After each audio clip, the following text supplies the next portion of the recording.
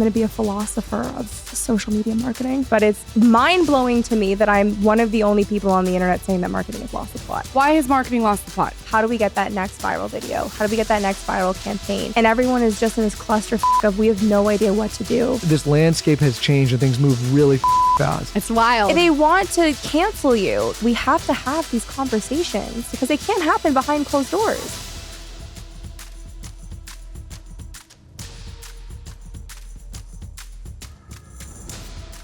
I think it's so cool that we are sitting here because I'm scrolling through TikTok, which I try not to do. I have like parameters around when I scroll on TikTok. It has to be when I'm doing something productive, like taking a walk. And you pop up and you're this firecracker, bold, in your face, flamboyant, tell it how it is person. And I'm like, okay, this is interesting with what you were saying. And I go to your feed and I'm just like sucked into your videos because what you're saying is so smart, so relevant, but also it was different than everything I was seeing on my TikTok feed. First, I want to know why you even decided to create content on TikTok and how you knew that that kind of content would take fire. I didn't want to create content. I hated the idea of creating content. And the only reason why I decided to create content is because I didn't really have a choice. I was telling clients for so long that the only way to get business, to generate business, to create a brand that's lasting is to create content. And I wasn't doing it because I used the excuse of I'm too busy. And I was so crippled by the idea of people I knew in my immediate circle judging me because those are the first people that see it. And I hated the idea of when you're kind of at that like point in your life where you start to become a professional, but those people that are close to you don't see you as being good at your career because you're young. And it was getting to kind of like past that tipping point of where other people started to validate that you're actually great at what you do. And it's that loose tie phenomenon where they didn't know you in high school. They didn't know you in university. They're meeting you as an expert now. So I really didn't want to create content. I didn't think that I had anything interesting or different to say. I totally suffered from imposter syndrome, and it was a lot of pulling teeth. And I did it because it wasn't getting traction for so long that it allowed me to be better at speaking and talking to my clients. And then finally we had a video that hit. And I was in New York City when the first video hit. And I actually told my team to not post the content because I hated the way that I looked. And I was so fixated, we were talking about this a few minutes ago, of how I actually looked that I couldn't actually listen to the message. And that morning when I was shooting content, I hadn't properly washed the shampoo out of my hair. And I was like midway blow drying and I was like late because the video team was showing up and I couldn't get my hair to dry where it wasn't looking wet. So I'm like, okay, tight bun. Sat down to shoot the content. My fly was undone and my shirt was like half untucked into my shirt. Like I hated the way that I looked, but my team didn't listen to me and they posted it anyways and it hit in New York City. And then that was the first one when I was like, okay, maybe there's something here and let's keep at it. But it's mind-blowing to me that I'm one of the only people on the internet saying that marketing has lost the plot. Why has marketing lost the plot? I think there's a few reasons why marketing has lost the plot. On one hand, I think society has kind of lost the plot on how we can communicate and how we can discuss issues and what's happening with social political issues and just politics in general. That has also crept into like ESG ratings, which is deeply impacting how huge corporations are marketing because there's things happening behind the scenes that impact shareholders for why they're deciding to talk about issues that they really don't care about. And then I think there's another kind of arm of how overwhelming digital marketing is for the majority of who's successful in business, because the CEOs and the C-suite executives are over 40 and they didn't grow up with their cell phones. They don't understand the Facebook and the TikTok and the YouTube and the Instagram. And because they don't understand what's happening on social media, they're chasing snake oil answers to try to get a better quarter. And because they don't understand it, they're overcomplicating it because the algorithm is changing so quickly. Like nobody knows what they're doing. And there's so many things going on that the big companies are failing to market. And the small and medium-sized businesses are trying to look at them for the answers. And everyone is just in this clusterfuck of we have no idea what to do. And we're missing, we're not going back to like what made marketing great before, which is just like simple microscripts that's not tied to social justice issues. I'm still trying to like unpack it, and we're trying to develop almost our own language around it, because marketing shouldn't be this complicated. Like it should be what we've been doing for hundreds of years, but just on a new platform, like in a new way. It's like bring the Mad Men-esque Back to social. Instagram. Yes. And there's like, I don't even know how to synthesize this, because it's like something that I'm unpacking. I think it's going to be I'm going to be a philosopher of social media marketing. And when I think about it, because we're watching like Rome right now, and it's hilarious. There's this guy, the old HBO Rome. Yeah, the old HBO Rome. Oh, don't talk to me about that. The second season we don't discuss. Well, no, but they never finished it. You'll see. They just quit the show. Don't tell her. I can't even go past it. They I think changed the actor. there was a writer's strike that happened. I don't know what happened, but why change the lead? I think there was a bunch of stuff going on back then, but that's a great show, but it's devastating that they didn't finish it. But the only thing that I will talk about in the show that I did like is, you know, that guy that's like the orator in Rome. He gives ads. He's like advertising the best bread bakery, and it's like literally his ad is like whatever the bakery is, the bread of choice for Romans. And I'm like, that's good marketing. They're not talking about social justice issues. They're not. And when I go to like museums and I look back at like really cool vintage ads, it was just about the product and how it made you feel.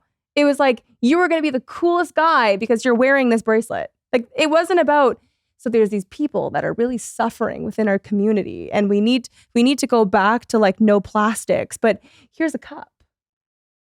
Right. It's not overcomplicating it. Yes. That actually makes total sense. It's like now you have to check, like if you're a food product, it's like vegan, gluten-free, non-GMO, kosher. Well, I think, but here's the thing, and I want to thoughtfully say this. I think brands in particular and the shareholders in those brands are more scared now of missing a conversation or being left out of, or getting some flack if they don't jump into a conversation, instead of catering to what their customers actually want from them. Does that make sense? Yeah. So when I think about running this company, I have to spend a lot of time reminding people in this organization that mostly people come to, not just for Skinny Company, but for Dear Media, they come because they want to get some entertainment from the shows. They want to get some news if it's that kind of show. They want to be inspired in some kind of way. They want to have a laugh. They don't need my personal take or the company's personal take on every hot button issue that's going on in the world, right? And at some point, if it's okay to if it's native to what you're doing as a company and it makes sense to the story and the brand you're building, fine. But if all of a sudden one day I'm sharing about a fiction comedy show and the next day I'm doing a social justice agenda, it's not that I can't acknowledge those things, but that audience may look at this and say like, hey, can you just give me what I came here in the first place for, which was I wanted to listen to this thing. And so I'm very careful about threading that line, but never feeling the pressure to just do things because other people are doing things. Yes, but I don't think that you're the issue. Like it's not. I'm never the issue. It's true. It's not the Skinny Confidential. It's not Dear Media. Like when I talk about marketing has lost the plot, it's more like corporations have always been faceless. And to be faceless means you can't stand for an independently charged issue. And that's the problem that we're facing, because for forever, people like us looked to companies like Nike for inspiration of marketing. Like they were the marketing behemoths. When we talk about Mad Men, it was these big faceless companies. It was Tiffany, it's Nike, it's all of the companies that we can rattle off. And when you're faceless, you have to create a brand. You can't stand for a political issue. When you're an individual, when you're Lauren Bostic that owns the Skinny Confidential, you can care about digestive issues. You can care about skin cancer because it makes sense to your brand. And that's not where marketing has an issue. Like with social media and personal brands, you're building tribes, and you can have tribalism within the issues that you agree with. And I'm not advocating for bringing politics into your business and marketing. I think that's in and of itself a separate conversation, but it can work. But when you're a faceless entity the only reason why they're bringing these issues into the fold is because of ESG ratings, and the average person doesn't know that. That's really interesting that you're saying this, because there's a new book that just came out on Glossier. Yes. And what I think happened is people started to associate Emily Weiss as Glossier. Yeah. And had you not associated that, Glossier would have been able to stand on its own without having to check any boxes, because it wasn't Emily Weiss. Yeah. And so what she did by stepping as chairman is she eliminated her and Glossier to be so intertwined. And that was a problem, because people were like, oh, Glossier, that's Emily Weiss's brand. So I think when you are launching a brand, like for me, it's really important to make the Skinny Confidential way bigger than Lauren Bostic. I want like it to not be Lauren Bostic, in fact. So, that's hard to differentiate when you create the brand. So it's sort of a double-edged sword. Totally. But that's where good branding matters, because you can craft the story in the way that you want it to be told. But where I think when I say marketing has lost the plot, what comes to mind are instances like Budlight, right? Where how the hell did that get approved?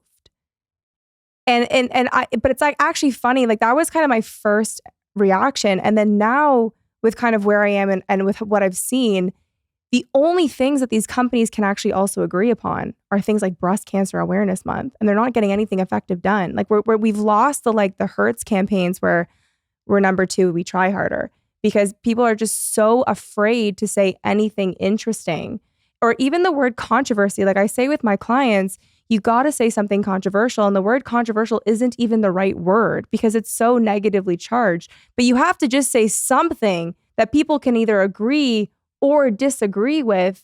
And it can be something that's not even really that disagreeable. Like talking about Bud Light not being the right move objectively wasn't the right move when you look at how much money the company lost. And yeah, regardless of the social agenda that it was trying to portray, that from a company P&L perspective, it was a terrible decision. Yeah. But you would say, like, how the hell does that get approved? I know exactly how it gets approved. Somebody comes pushing that campaign and says, if we don't do this thing, we are going to get this kind of flack, or you're going to be the company that shut down this idea. And the shareholders at the top say, oh shit, we don't need the entire, and it backfired on them, right? And I think that's the difficulty with placating to what you believe is popular or not popular based on what's going on in the social chatter online, right? Like, I think a lot of these guys, to your point, they sit at the top of this. They're not on these platforms. They have no idea how to read the social chatter. Somebody comes to them in a panic saying, we have to do this. Yeah. They freak out thinking, if I don't do this, I'm going to ruin the company. Then they do it and they ruin the company. And it's a tough position to be in, because this is new technology that moves really fast. I even think that, you see a lot of the turmoil that's going on in the world. And I won't get so political, but people don't realize how fast things can move now based on how quick information flows. Like, I'm 2 for 2 now. I had SVB for the business, and I was at First Republic personally. Not to get super deep into that, but people don't realize, like, those bank runs happened in a matter of 24 hours. Billion-dollar companies got taken down because of the speed of that information flows out. And there's no way that those shareholders were sitting at the top thinking that could ever happen. And I think that's the interesting space we're in, is people they're nervous and they make these decisions out of fear because they don't want the internet to turn on them. And then it turns on them in the wrong way. It's complicated. It's very complicated. No, it's very complicated also for people that have no clue what they're doing on these platforms. Does that make sense? Totally. And there's also another angle of this where shareholder valuations and like constantly chasing like perpetual increased quarters is so damaging for businesses, because you can't be forever going up. And that's what's really difficult when you're in marketing, because they're looking for, and I talk about this a lot in my content, like what Tiffany's killed its brand, because they're chasing trends and they're using marketing agencies that are trying to give quarterly metrics to the C-suite team that are like, look what we're doing. We're getting likes, we're getting comments, we're getting shares, but they're creating memes that are trash for the brand, that when we grew up, when we like to have that, like, please return to Tiffany Hart was like a status symbol. And when I look at Tiffany now, I'm like, you're cheap. They created memes. You mean like cartoon memes? What do you mean? They've done content, like, for example, for April Fools, they did this like horrible, almost like an Asian kind of like inspired, like huge chunky sneaker. right? And they like bedazzled it. And they like had this like crazy animation, and they can't like, and like Pharrell at the time was working with the brand, and they made it seem like they were dropping these like K-pop bedazzled sneakers. And it was like their April Fool's joke. And I'm like, a brand that is meant to be coveted as the engagement ring brand for women indefinitely. Timeless classic. Classic shouldn't be chasing an April Fool's joke on Instagram. No, so what you're saying is that these marketing people or companies are coming in and they're just overcomplicating the message. It needs to be simplified, and you need to go back to the roots of what made you popular in the beginning. Completely. Like if you're a luxury brand that's been in business for 300 years, like why are you chasing like quarterly metrics? Like it doesn't make sense. Like your place on social is not designed. Like I've been in the boardrooms for the biggest fashion brands in the world, and their entire mandate is supposed to be not focused on sales, because Cartier is not supposed to care about what they make next quarter. They're meant to maintain value for the next 20 years. When we think Birkin, it's gone up in value. It's been more stable than gold. In order to do that, you can't chase next quarter's metrics. Like you have to be focused on the long run of marketing. Like that's a brand. Fear of missing out. I think Tiffany sees that what young, youthful creators are doing on TikTok, and they want a piece of that instant quick hit, that quick hit of cocaine that gets you all the followers and all the virality.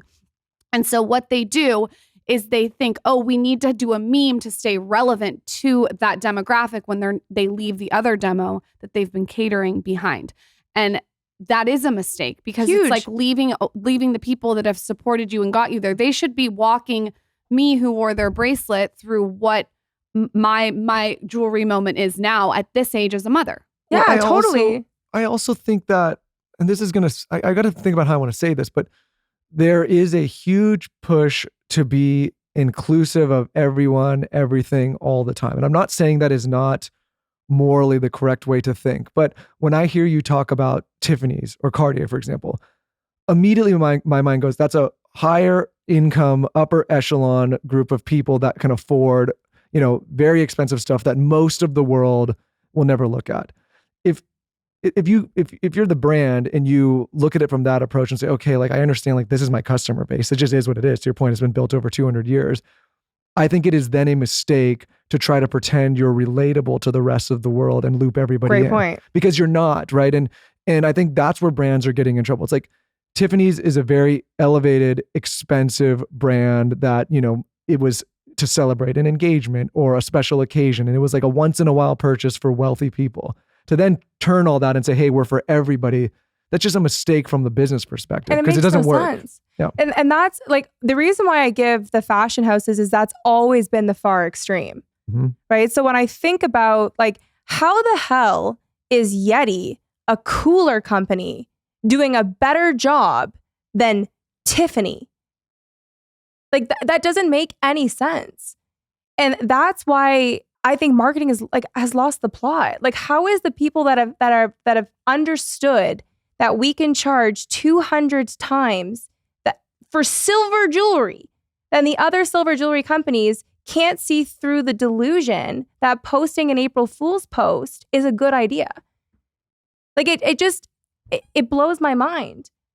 And that's why I think that we need to almost take a step back. Like, social media is the most amazing thing. Like, I think it's effing fantastic that we can connect through digital platforms, people I would have never met through a country that I don't even live in. I know, that's wild. It's amazing. Yeah, it's so cool. But it doesn't mean that we need to change the core principles of how humans have bought and have told stories for thousands of years. So why I really wanted to bring you on here is there's a lot of people listening who have businesses or blogs or they're content creators and they want to tap into marketing, but they have no experience in marketing. If you were to give this your sort of like tips and your theories and your philosophies in a digestible way to people to apply to their own businesses, what are those like little pillars? Ooh, okay, there's a few. I think the first is good marketing shouldn't cost calories. So if you have to take a few orders of thinking to get to what you're trying to say, it's not going to work. We are in an attention economy. You have to, I call them microscripts, or they're called microscripts. And the book actually on microscripts is a great book to to read. And it's things like, don't mess with Texas. It tastes awful, but it works. Like it's a tagline, but it's more than a tagline because there's so much meaning derided in it in a non-obvious way. So it's a 3 to 5 word sentence, and good marketing should encapsulate a microscript. That's kind of the first thing that I would say. The second is, it depends what industry you're in. Like if you're a service provider, you have to invest in a personal brand. Like that is the way that we buy. We buy through social media, and we buy by understanding who the person is that we're working with. And you can't wait for the consult. The consult happens, unfortunately, online. So that's why creating content is so important, because we wouldn't be having this conversation if I didn't create content. And my job interview is happening online while I don't even know that it's happening. And that's how we buy. Like to be able to even think of like any service provider that you want to work with, whether it's a doctor, a lawyer, you find them online, right? And a lot of their marketing looks the same. So you really want to invest in capturing what makes you unique and why you're the best person for the job. The third is, you are not the hero of your own story. Oh, please go off on this. The customer is the hero. And you see this a lot in products because it seems so, like it makes so much sense, because like the person that's buying it, you're wanting to make, you're trying to create their reality to be better. But when you're in services, the service provider gets so obsessed with their expertise, like they can't see the forest for the trees, that they become so obsessed with talking about their credentials that they forget to talk about you. And the reason why they're hiring you is because they want their life to be better. So like that'd be kind of the third tip. I'm trying to like, I think the last, before you unpack this and probably ask some more questions, is simple is better, but simple is not easy. So what comes across, or what you like, that's why I think it's so interesting that my message is done so well, because it's really simple, but you don't find simple enough. And if you can just focus on simple by making the customer the hero, you're gold. If you're a faceless, let's call it faceless brand, I don't know, like say I don't want to pick on any specific product. Like this water. And you don't have there's no person associated. Nobody knows who's actually the face. What do you see brands doing well there, and what do you see brands making mistakes with? They're overcomplicating it. Like that's kind of where the simple comes in. Like if this is the best tasting water, like actually this is a great example. Like if we were to analyze this bottle, like all I can see is like it's since 1871. So like that tells me that they've been around for a long time. So it's probably really a good tasting water. And you want to just make sure that it's simple. Like when you look at this, they're not overcomplicating anything. It's green, so it signifies like health. It's good quality. It's glass. It says spring water at the top. Like it's about going back to simple. Like a company like this probably doesn't need an Instagram. Like we're probably not following them on Instagram. No. They've been on every table on all 90 or so shows. We've paid full price for them every time since day one. Have not gotten You're not over this. You talk about this every day. Like I can't hear this again. No, here's the thing. Mountain Valley. But you know what? It is the best fucking water. But Mountain Valley doesn't give a shit about you. And they don't give a shit. Nope. And I but pay they don't full need price. to give a shit about you. No, but that's actually good branding. That's my point. Is I pay full price because it's a phenomenal product and they do a really good job.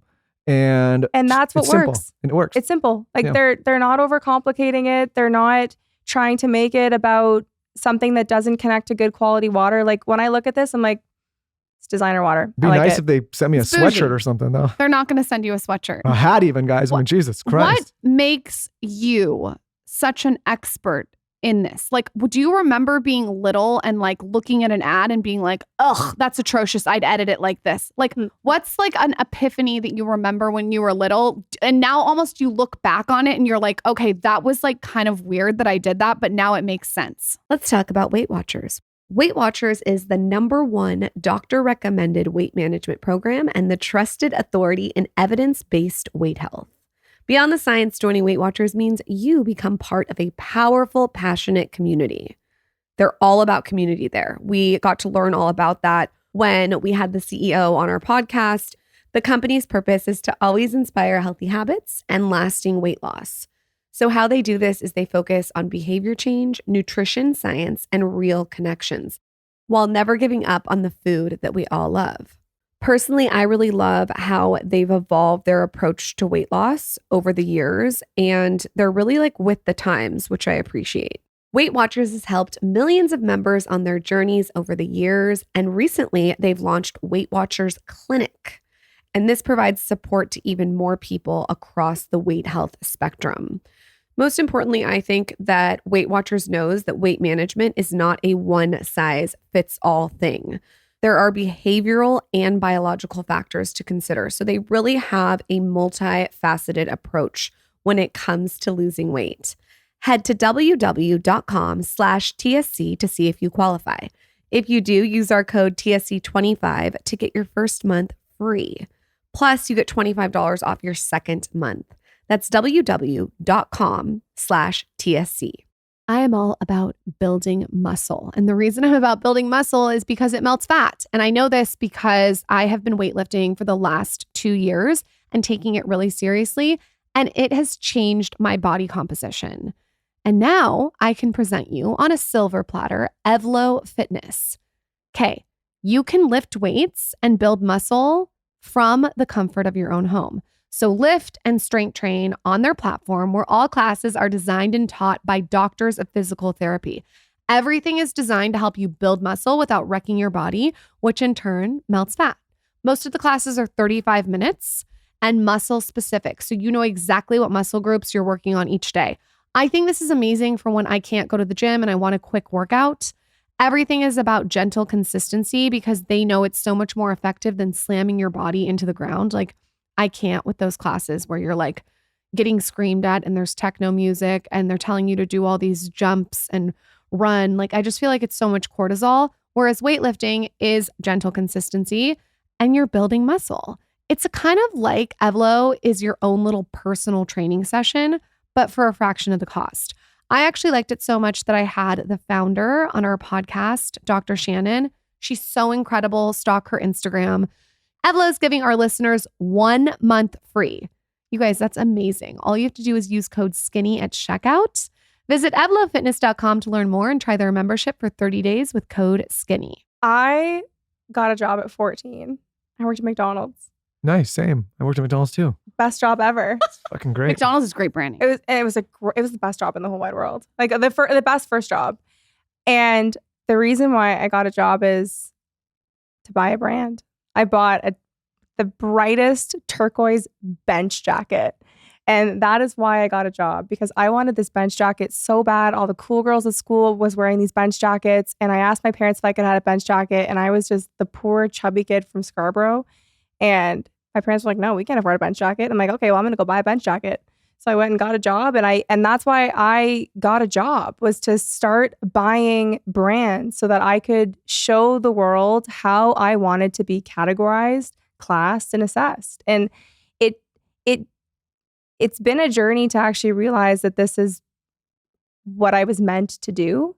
It's like funny looking back, because there was never a moment where I'm like, I want to be in branding, or I even want to be in marketing. I didn't even really understand what marketing was. But when I look back and I analyze all of the things that got me to where I am here, it's been my calling. Like, I've always understood the psychology of the brand. I tried to understand when I was young, like, why is Coach not cool, but Chanel cool? And I'm like, why do I want a Chanel bag so bad?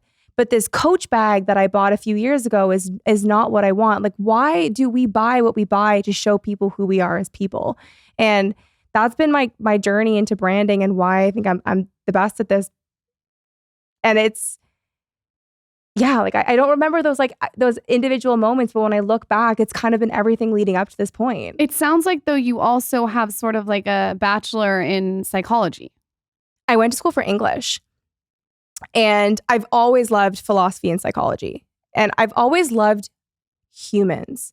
Like, I've loved understanding humans and trying to dissect them and categorize them and understand them at like a really deep level, so that I can almost, for lack of a better term, like serve them better as a human being. Like, I can connect with them better when I understand them. So I really enjoy navigating and understanding humans, which makes me really great at what I do, because I can understand like the customer for the Skinny Confidential, which is very different than the customer for Lululemon or for Yeti or for Budlight. Like, that's that's what the psychology of buying is. Like these mini brand universes where these like humans that don't exist, but if I explain them to you like right away are who the customer is. So it's just been understanding humans and like being really good at navigating interpersonal relationships. But just on that last point, this is kind of exactly what I'm trying to articulate is you just highlighted 4 businesses.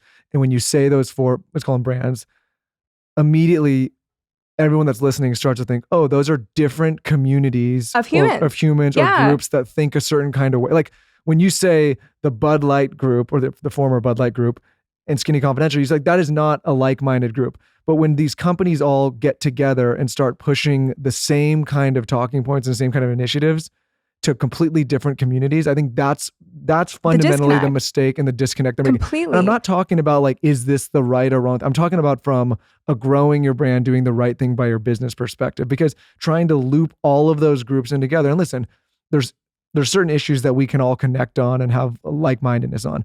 But trying to serve the Skinny Confidential community the same way you would serve the Bud Light community or the Yeti community would be a drastic mistake. And I think a lot of companies are doing that right now. It's the biggest issue right now in marketing, and why when we talk about like why Dyson is doing such a good job or why Yeti is doing such a great job is they're so focused on the next decade of what they're trying to own an industry. They're not trying to own a moment. And that when we even talk about virality, like there's all you hear when you're in my world is, how do we get that next viral video? How do we get that next viral campaign? How do we get that 15 minutes of when we're like the silly bands or whatever of the moment? And that's a flawed way of looking at not only your marketing, but like how to position your business. Because if you're focused on being fleeting, you're not going to last, and that's not a brand. Like that's just a sale. But I think you can also apply that to creators. We see so many creators that take a hit off one video and they get this astronaut syndrome, and they literally like they go flying and they go to the moon, and it's like every single like brand wants to work with them, and they become so popular. But then like 2 years later, you don't know where they are. They've like died out. You can't find them anywhere, and they're almost in a way like not and like, for lack of a better word, cool, because they had that one hit and there was no sustainability. It reminds me of that little guy that's like chipping the wall away, like to success. It's like small little chips is what makes you that iconic brand. Totally. It's not the like viral video that's going to be one hit wonder. It really is like slow, methodical, thoughtful, precise little moments that make up, in my opinion, a really successful brand with longevity. Well, even with what you're saying, like it's relevant to break that down further, because when you're talking about a brand, it's not about immediate relevancy. It's like how we can all in this room, when we talk about, when I say a brand, we all understand what we're talking about. And Carbone, Yeti, Stanley Cup. Like Stanley Cup's a perfect example. Like they were like one of the original thermos brands. Like they're over 100 years old, and they've really nailed quality like thermos product offerings. And when that cup took off, it didn't take off because of a marketing campaign.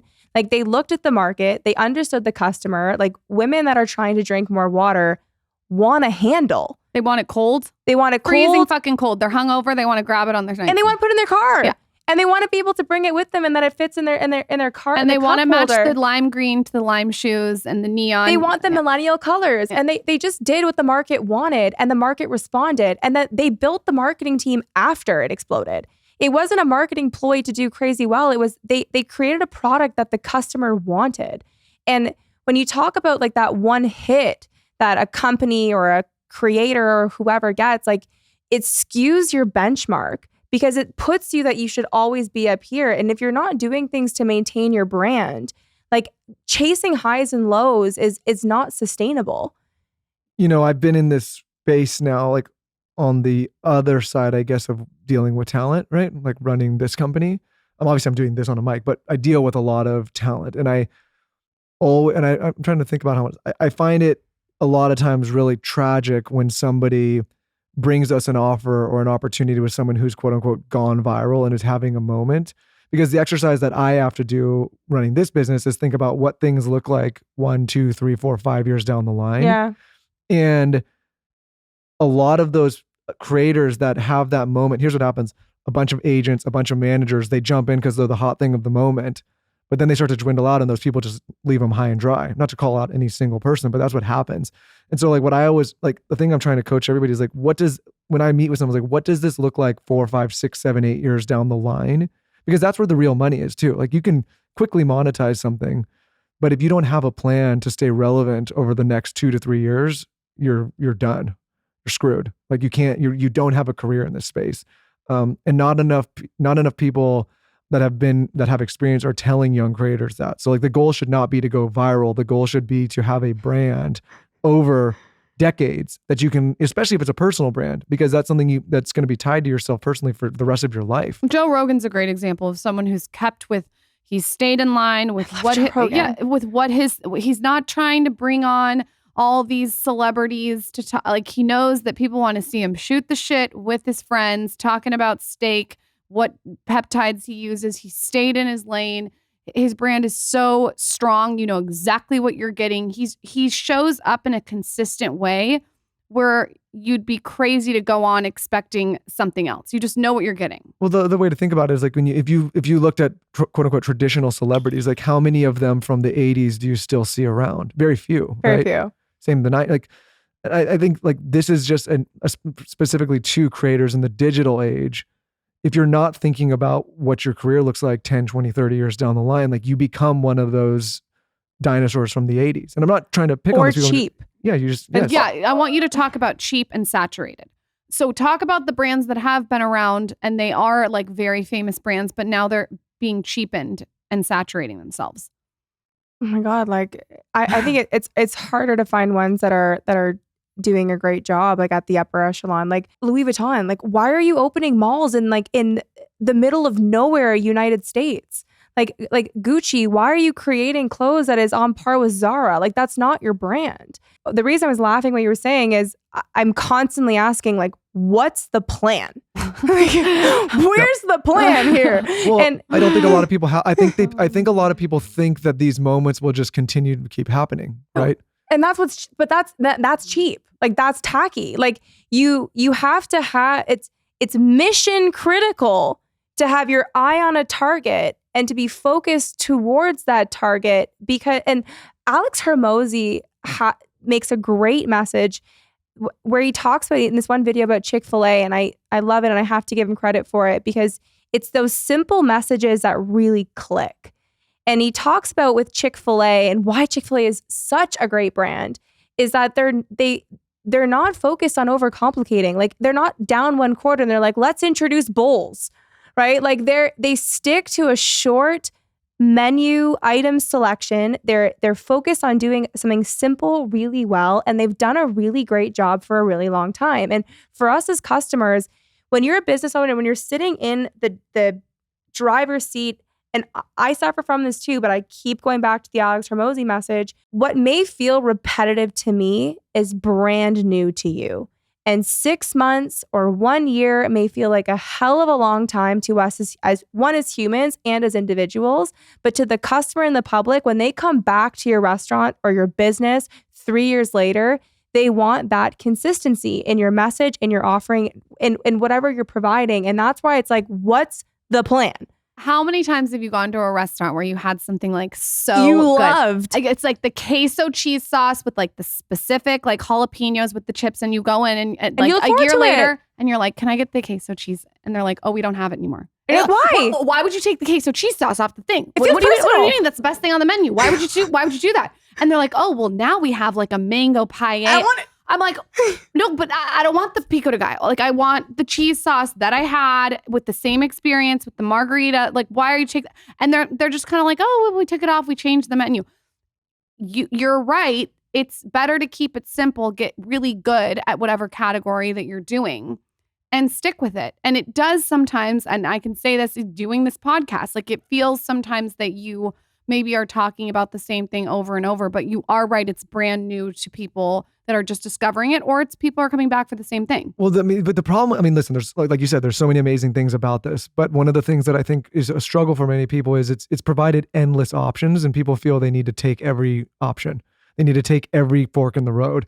And, prior to the existence of this kind of technology, if you were building a business, let's take even travel. Like you were probably building it in a specific area with a very specific customer base, and you couldn't move and you couldn't leave. And so you got really good at doing one thing really well. Very, very well. And this is like, oh, okay, I nailed that. Instead of doubling down on that and doing it even better, let me jump to the next thing and start over. And I think that happens not just with brands, but it happens with dating. It happens with so many things. People just feel like they have endless options. And because of that, they feel pressure to take all of those options. But you should be obsessive with improvement. Like, it's not about becoming complacent. It's that what feels like a hell of a long time to us is nothing to somebody else. I want to qualify though also what you're saying, because there is a reality that the demands of the platform are changing. Like if you think back to a year ago, like doing these like videos when you travel weren't as big of a thing. And I'm like, I had this moment where I'm like, now I got to shoot video when I travel. Like I just had gotten really good at creating content when I traveled through photos. But no, but I don't go to you for that. I probably would love to see you travel, but when I go to your page, I wanted to see all your hot takes on all things marketing. True. So I don't even think that you need to show your travel. Fair. But what I'm saying is when you're like a business looking at this, like the business does have to evolve as far as like how the world is changing through digital media. Like Ralph Lauren, it's like a coffee shop now, and that's not what it started at. Yes. You have to like. Yeah, but that's a good fucking coffee shop. But I think Ralph was smart. I can't shit on Ralph. No, I'm saying that's a good thing. Brilliant. They've taken the evolution in a way where but also, how long has Ralph Lauren been around? 20 years? No, longer than that. Right, it's been around forever, so it's evolved. True, and that's what I'm saying is you can evolve. I don't want one thing I say to be taken. Like what we're saying is evolving, but you have to come back to simple. Like you have to come back to the core principles, and I call it like a lesson from the classics. Like the classics do what they do really well. And when it comes to my brand, you're right. I'm not interested in telling you how to video edit. I'm not interested in telling you how to create ads. That's really not my skill set. Like my skill set is to look at like a 50,000 foot view and say, that was a really bad idea. What were you thinking? Or let's do this. This really makes sense for this customer base. Let's create a coffee shop. Let's call it Ralph's. Let's bring down the brand so it's approachable in a way that still makes sense, but raises the status because we want to create content while we're in their coffee shop. Makes sense. But what brands should also be cognizant of is overcomplicating when that doesn't make sense for their core customer wants. And when you're Chick-fil-A, you don't need to introduce bowls. And that's why Chick-fil-A is universally loved, and there's lineups everywhere you go. They have great customer service, simple offering, and they nailed fried chicken. People love fried chicken, offer fried chicken. In-N-Out.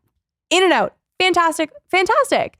You know what I would like to see though for you to travel? I'd love for you to travel to hotels and dissect the branding.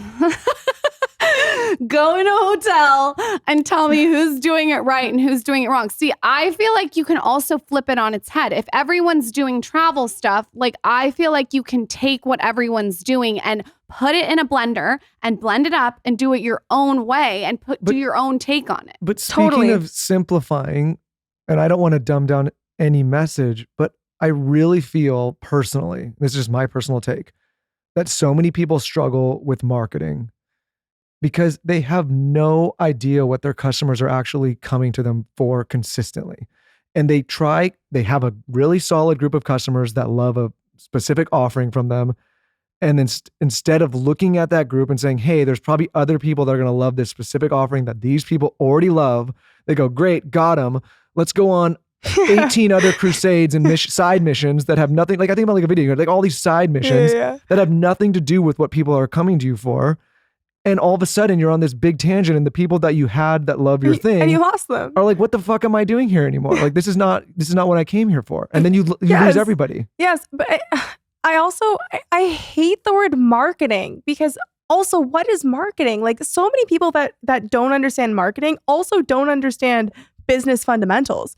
And there's also often core issues with customer service, back-end experience, like operations, like when you use the word like marketing as like a blanket term, it really is how your business operates. And that's like another like complicated like arm of this is that you have to understand the plan. Like what's the plan? Who's your customer? What are your goals? And how is everything that you're doing work within that framework? Because when you don't have a plan, a proper structure, or a way to properly appreciate your customer base, that's when it goes wrong. Because even what you're saying, like if you truly understand your business and you really have a great handle on marketing, you're not worried about people who aren't buying from you. Like that shouldn't matter. Well, imagine this. Imagine if I was, say the four of us were going to go out to dinner tonight. I'm like, hey, I'm going to take you to this great steakhouse, Jeffrey's Jeffrey's. really great, We love it. We're going to go there. And we sat Take down my at the building table and bill. we're like, we're all getting a great steak. We're going to get a drink. We're pumped on this. And right away, the menu was like, listen about this social, economical, political issue before you dive into the food and order your drink. I'd be like, what the fuck are you talking about? I came here with a steak. But this is exactly what these companies are doing. This is what they're doing. So I'm using the restaurant analogy because everybody listening would think in that situation, what the hell is going on here? I came here for a steak. And what these companies are doing is like, I came here for a sweater. Now I'm getting this. I came here for a drink. I'm getting this. And it's these people are losing the plot because they're not reading the room of what the people are actually coming to them for. And that's not to say you can't stand for something. It's just you have to read the room and understand why people are there in the first place. My favorite question is when someone says, I really want to start a blog, Lauren, but I only have 30 followers. I'm like, okay, then cater to the 30 followers.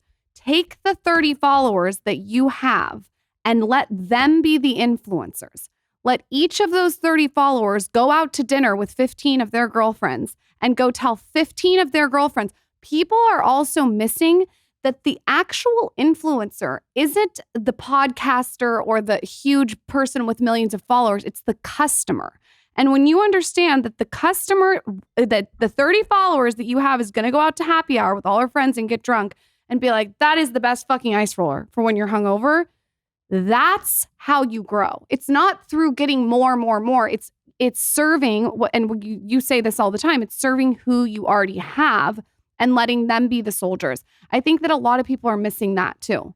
Quick break to talk about one of our longest running show partners, one of our favorite services, one of our favorite brands, and that is Thrive Market. Thrive Market has been our go-to for all of our grocery and household essentials for years now. I think since the history of this show, we might be going on 7-8 years running using Thrive Market. OG listeners will remember that they played a huge part in the early years of this show as one of our first partners, and we've continued to work with them because we love their service so much.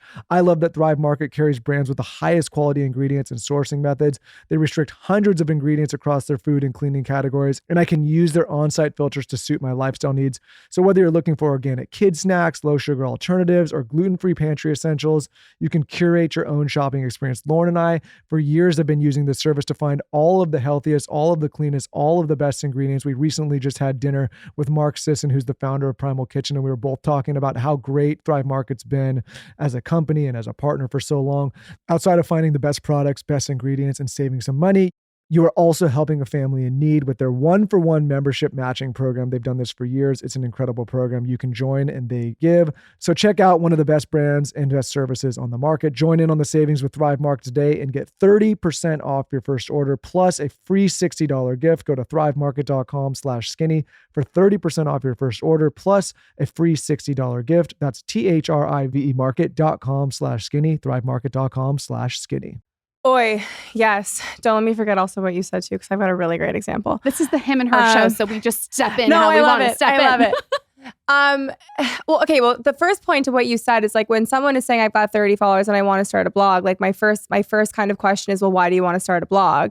And if it's because you're really passionate about it, then just do it and the followers will come. Like just do it really well. The second point to what you're saying is something I'm actually going to make a video on because it's like back to that simple message that like clicks. Think about when we go out for dinner. Like the only reason why we go out for dinner is to tell stories.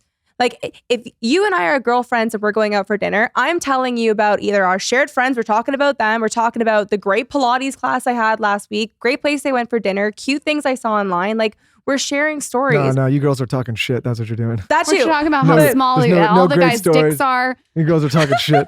Yeah, we are. But we're telling stories. So like you have to say something interesting, provide something interesting or a service or product that improves their life that they want to talk about you at that dinner meeting. So just whatever you're doing, do it great so that you are brought up at that dinner topic. And that's like what you were saying too about if we were to go out for dinner and they gave us like a PETA announcement of how these animals were treated before they serve our steak. Like I went to Lululemon recently and their running ambassador is obese. Like they're running ambassadors obese, and this is a fitness and this is not a fat shaming statement. This is not saying that you cannot work out to improve your life. But why is a running ambassador someone that can't run?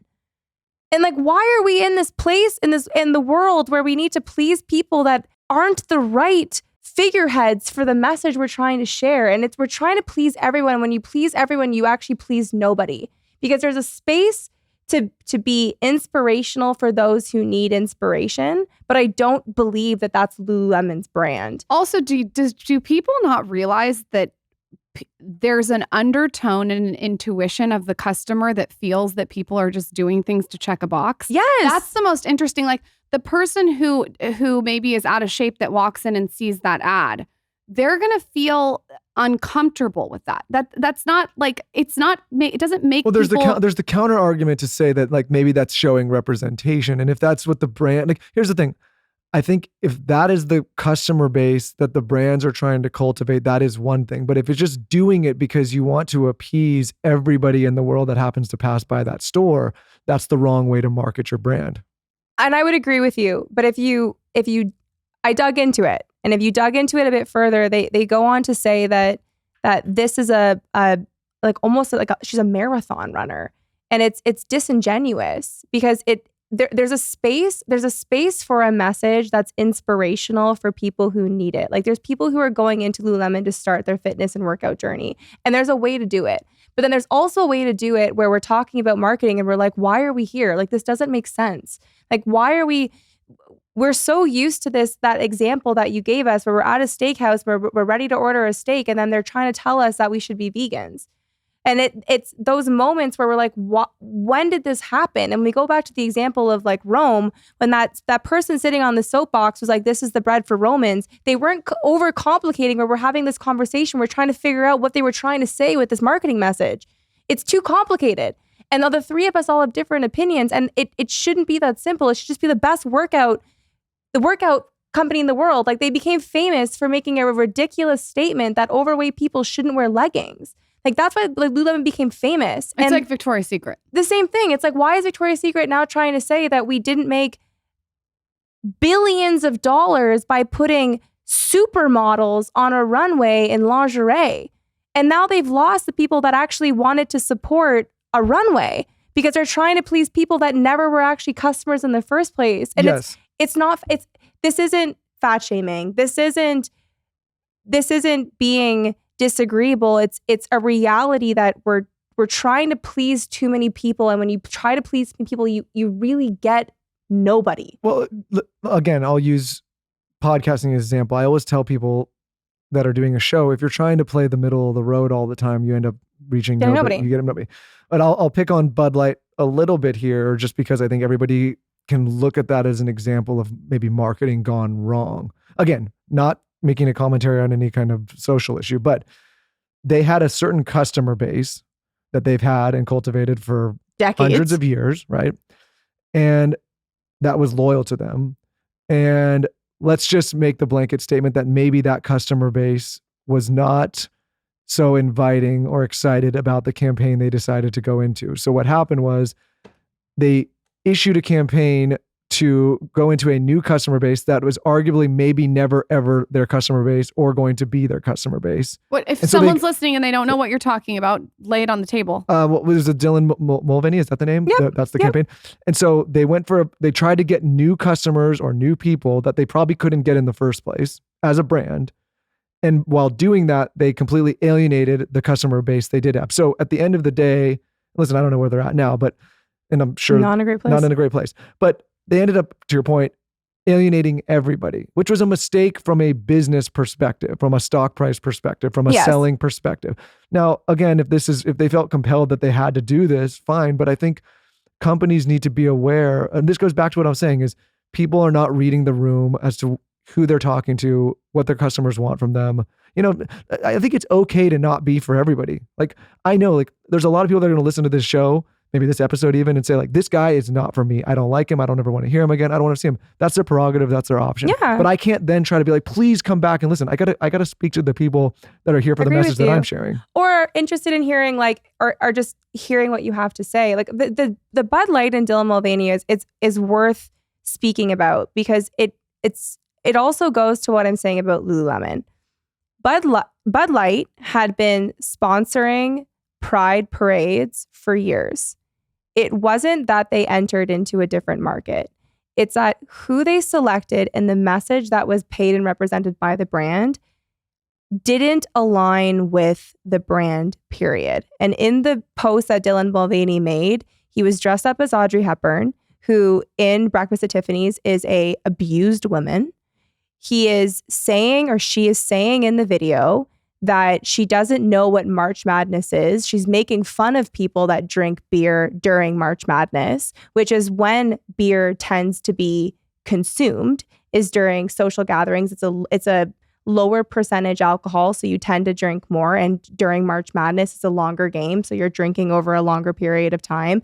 And it completely missed the point on the brand. It wasn't supporting a pride parade or someone that was pro March Madness. And she doesn't even like beer, it sounds like. And she doesn't even like beer. So it was a knock on also the customer base that they did have who loves beer, I guess. It was a knock on how beer is consumed. It was a knock on who consumes beer. It wasn't even supporting or advocating for women. Like Audrey Hepburn is a figurehead for where women have come from. And we iconize it because Audrey Hepburn was fabulous and it was a great movie. But many people haven't watched Breakfast at Tiffany and they don't realize how dark the movie actually is. So to be dressed up in that costume, representing trans rights by saying you are a female in that costume, and then to make fun of where beer is consumed, did not make sense for the brand. And it's one thing to say in a simple way that Bud Light and LGBTQ rights may not make sense from a brand alignment perspective. But it's another when you just make an absolute error on the way in which you're executing, because now the three of us are confused on to what even Bud Light was trying to do. And that's what I'm saying with Lululemon as well, is I don't know what they stand for. I don't know what they're trying to convey, and I don't know who their customer is. Well, I think and that's a problem. Bud Light should have hired you. Well, the problem is, I think, again, like back to keeping it simple. And again, like this is not to be I mean, again, people on the internet are wild, but I think all of these things are worth being studied because, to your point, I think a lot of people are very confused amongst a lot of brands on what many of these brands stand for, right? Like, which is fine. Like, listen, you're going to pivot, you're going to change, you're going to get interested in different things. I get that. Like, so do we. But if everybody's confused all the time, you're just going to over time diminish and kill the business. But don't you guys think that there's also a micro moment of this where there's influencers that feel like that they have to placate to everyone and they have to get everyone and they have to create all the content and they're doing wellness, fitness. Now they have to do beauty. I also feel like this is also trickling down to personal brand and people. And I think that's a conversation that should be talked about too, because I think Melissa Wood Health is a beautiful example of someone who's shown up every day and like she's done her workout. She showed you like her smoothie that she's eating. It's like wellness, wellness, wellness. It's consistency. I know exactly what to expect when I go to her page. But there's a lot of influencers that try to, just because everyone's doing this, they do this, or everyone's doing this trend, they hop on this. And it's confusing and the message is hard to digest for the consumer that's consuming the influencer's content. I think it's not just big brand. Well, listen, we are far from perfect, but we try to be thoughtful. You don't think I'm perfect? we try to be thoughtful in what we share, and not only what we share, but how we share it, right? Like if I'm going to comment on something, I'm not going to repost what everybody else is. Like, I want to be thoughtful about the message that's coming from me specifically. Does that make sense? Totally. And I think a lot of people, they have this knee-jerk reaction of, shit, am I going to be late? Am I going to do it in time? Am I going to catch flack if I don't do it? All of that. And we've seen this in all sorts of different areas. And they're not actually thoughtful. So again, nobody really knows what you actually mean. Are you aligning with a certain side or the other? Do you believe that? Do you not? Like, tell me what you actually think if you really think something. And if not, maybe it's time to sit back and reflect and stay out of it. I saw somebody post the other day. There was a guy, and I will name him, but he was getting some flack for not sharing about something that was going on in the world. And he had a very eloquent response. He said, I've made it a habit for his business and brand to not comment on something that he knows absolutely nothing about. And I wish more people did that, or at least skipped a beat and took the time to learn and be thoughtful about the things that they choose to share about. Does that make sense? I completely agree with that, but I want to even go a step further and say, I would rather you want people to speak and to think with intention. Like, I think that's important when you're not able to have a conversation. And that's the problem with social media is, you put out 3 sentences and it lacks context, right? And that's where it is difficult when you're in your guys' chairs. But I also think that on what I really respect that you guys do, and I want more people to do, is to actually say what they think. And I think that's another really frustrating place for where I am and the conversations that I want to have is I want to have discussions that are difficult, and I don't assume that I'm perfect. Like, I want to enter into them to actually have a discussion and to potentially disagree and to come out of it without thinking I'm only right, but finding a way to shape and to change my opinion. And even when we're talking about the Dylan Mulvaney with the Bud Light, I was really afraid to put that video out because I was afraid of kind of the facelessness of the internet. And the only people that were horrible were not Bud Light's customers. And I've had this conversation with so many people, and those who were so passionate about this is crazy, people are disgusting, the fact that the shareholders tanked and Kid Rock did this, like, this is gross, I can't believe it, like, this is archaic. And I'm like, are you their customer? Like why does this matter to you? Like, are you someone that's actually buying from it, or are you just standing on a principle for somebody else? And I had an enormous amount of transgender people reach out after that video, like, privately, because I didn't want to post a comment, like an enormous amount that were like, we're so thankful that actually someone spoke for us, because that message actually didn't even represent our community.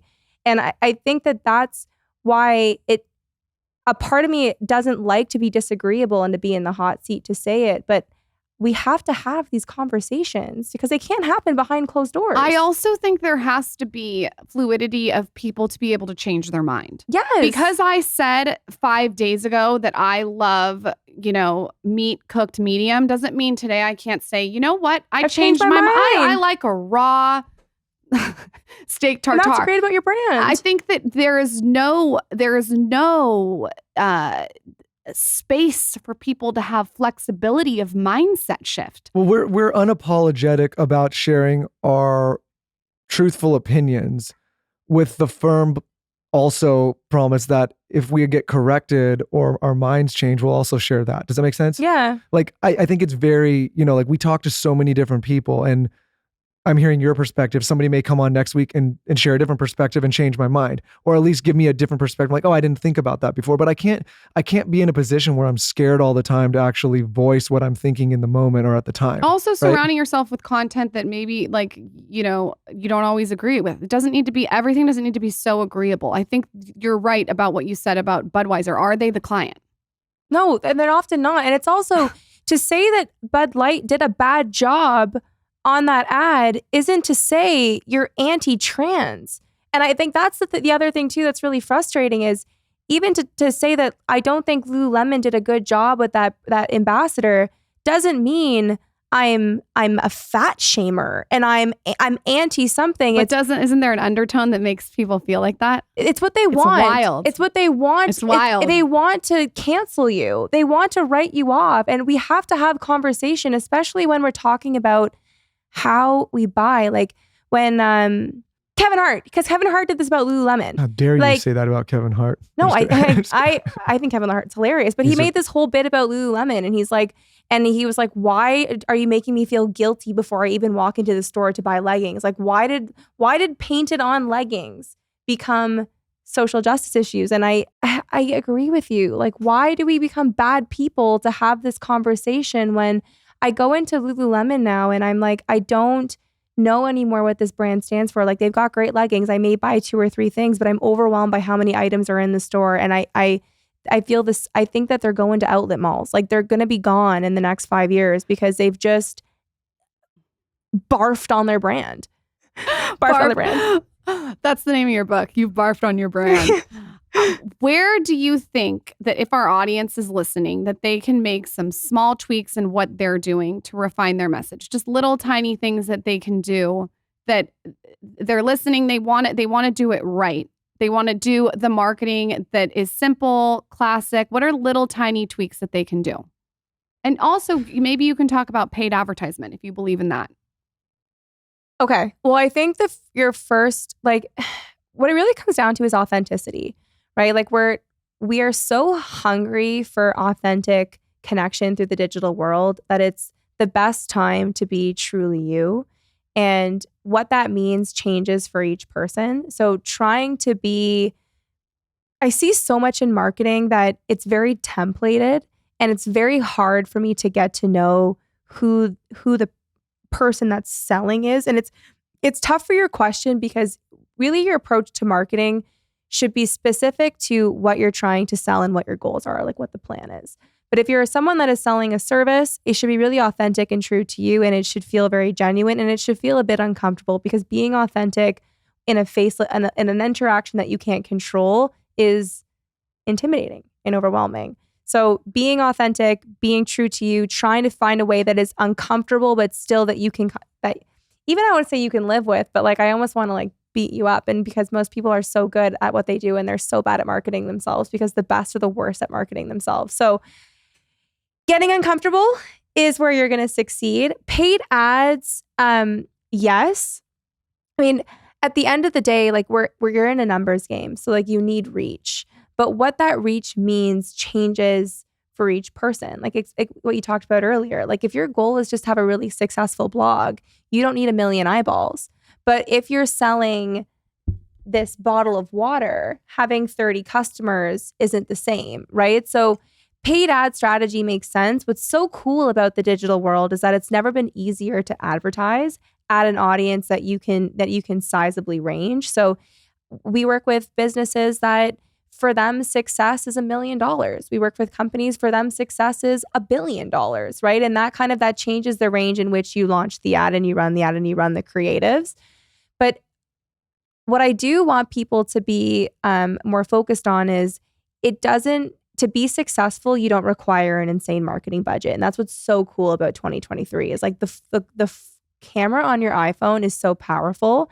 For the most part, we really want to buy through like organic UGC content that you're seeing through your eyes. So if you're in a product industry, selling products like for 3-second clips, showing different ways to use it, using storytelling is what's going to work the best.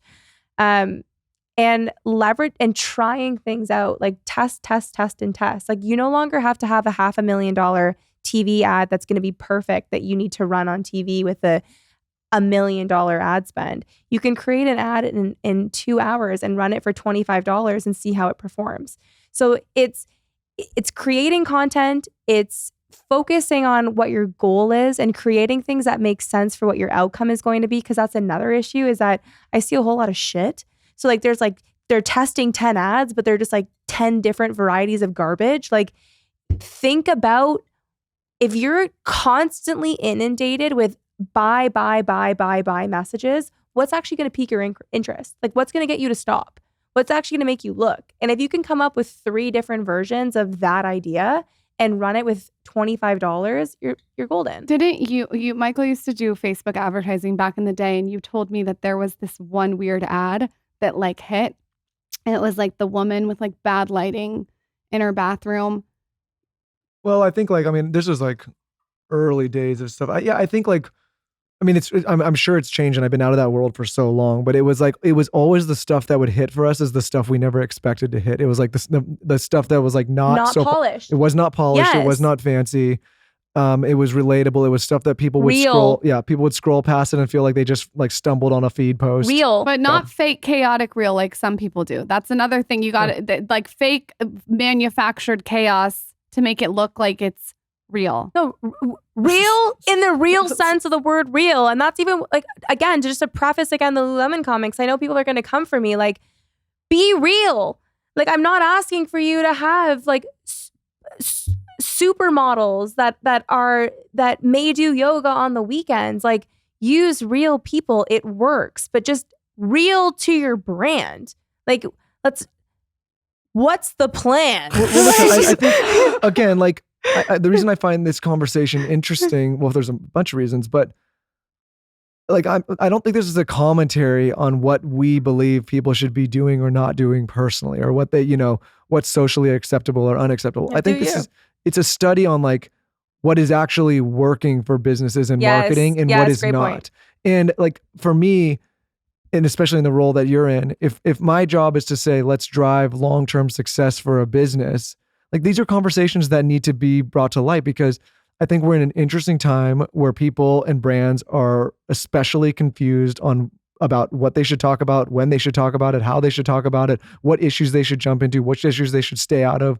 Again, what their customers want from them and don't want from them. And it's something that I think it's new, right? Like, people are, this landscape has changed and things move really fucking fast. And I can understand the fears that people running these organizations have for taking missteps. But again, going back to authenticity, if you're like, hey, that didn't work for us, that was a misstep, I think people are understanding. It's when you go too far down the other side and you're like, I'm just doing a bunch of shit to see what sticks, that's when people are like, what the fuck's going on? Or if you're fearful and you're just trying to fight the fear and you're not actually being authentic with what you actually believe, you're just trying to check a box, people can feel it. Totally. I also, this David Ogilvy quote I live by is, people tell you what they feel, not what they think. And so many businesses are missing the forest for the trees because they're so focused on what they think people are feeling opposed to what they're really thinking. And you get a very different answer. So this great book I read on, I forget the name of it, but I can get it to you after, something about alchemy and marketing.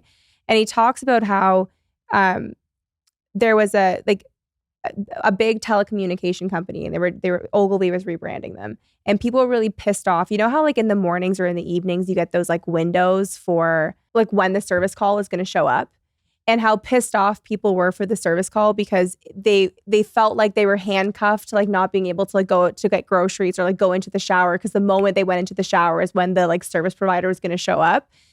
And so what people were saying, or they were feeling, is that they wanted to have like a specific window, like an exact like hour range, so they knew how to control their morning if they were going to take the day off work. But it was actually impossible for a massive telecommunication company to give the exact appointment slot of when the service provider was going to show up, because there's so many factors that went into the daily service calls that they couldn't actually tell you when the person was going to show up. So what people actually thought was that they would prefer just to have some kind of indication. So what they did, instead of spending billions of dollars in the long run to hire more service providers to give you a specific like window, is they just send a text message update. And like AAA does this and CAA does this, where they'll let you know on your roadside assistance that your service person will be there 5 minutes from now. Like, that simple technological solution fixed actually what people were feeling, but more what they were thinking, which they weren't actually saying when they were pissed off in their reviews and the sentiment of when they were calling. And that's why Uber designed their screen to actually tell you when the Uber driver was showing up. Because the most frustrating part for when you hired a taxi before Uber is you didn't know when the taxi driver was going to show up. So now by seeing it on Uber, like, you don't actually really care if it's 10 minutes. You know that it's 10 minutes. And you can actually, you can track it on the map. So they took it a step further and they added the don't talk to me thing. Because then people were like, well, I don't want to get in a car and pay for my time and have someone talk my ear off. Opposed to hiring taxi drivers that just didn't want to talk to you. They just give you the input to say, this is actually, and it kind of goes to what you're saying of like, it's not what people feel and what they think are two very different things. And I think we as a society have become really, we're changing for the better, I hope. Like, I think we are more kind. Like, we want to be more, I don't meet too many people that I find are horrible on the face of it. And I think a lot of the headlines are it's the clickbait. It's feeding into the society is going to a horrible place. But I think for the most part, we're changing for the better. And we need to move away from what we actually think people want, opposed, or what we feel people want, opposed to what they actually want. Arnold Schwarzenegger just did a post today, and he was like, I'm going to paraphrase it, and it's not exactly what he said, but the essence of it was, don't forget that sometimes the loudest, angriest, voices on the internet are very small pockets of society. And if you go out into the real world and take your head out of a screen and actually try to find those people in real life, it's hard to find them. Most people are kind and accepting and are just trying to live their best life and get through, they have And their don't own think issue. you're a horrible person. Yeah. And so it is like, I think, again, this is a really great tool and you can be used for a lot of things. But if you get so sucked into it, which again, I think a lot of these companies do, you forget that the majority of people are mostly reasonable, kind-hearted people that are just trying to do the best that they can do in their own lives. And it doesn't cost anything to leave a really angry and mean comment. Like it doesn't cost the same as like me looking in your face and being like, Especially I think you're from a horrible human being. Especially from a troll faceless account. Yeah, that like literally like, and I think it's like Scott Galloway that talks about this. Like we should have passports to create social media accounts so that you're at least held to an identity so that you cannot create these bots to just like leave horrible comments on people's pages. I feel like a lot of the bots are your ex-girlfriends. But controversial character, but like to Elon's credit on, I guess what's now X, the reason he's going through all this verification process, which now many of the platforms are doing, is to that point exactly. He's like, listen, you could say whatever you want, but at least like show who you are and don't have a bunch of different troll accounts that are spamming people. So that companies aren't shutting things down and canceling when that's actually not what people want. Yeah. Like there's a feature now on X where you can only get replies from verified accounts. And some people don't like that feature, but it's basically if you want that as a creator or a brand, you have the it option. means the person that are commenting is like they've been actually verified to be that person or that business, which I think is a good feature, especially if you're a business and you're like, okay, I want like real feedback, authentic feedback. Camille, you founded Third Eye Insights. Where can everyone find you? Pimp yourself out. Tell us about your TikTok, what you're working on, your website, all the stuff. I could talk to you for a long time if I didn't have to go back to my nanny. I could have talked to you for another hour, to be honest. You'll have to come back on. Yeah, you'll have to come back on next time you're here. Where can everyone find you? Pimp yourself out. I think the best place is my TikTok. My name, it's Camille Moore. Third Eye Insights is the agency, which is really bomb, but the algorithm doesn't love learning from a team of faces. It really likes a siloed individual. So if you want to learn more about my thoughts and you like what I've got to say, Camille Moore is a great way to find me on Instagram and TikTok. Thank you so much for coming on. I think that was such a colorful conversation. I loved it. I hope you guys loved it. I'm sure the comments will be riveting. Come back on anytime next time.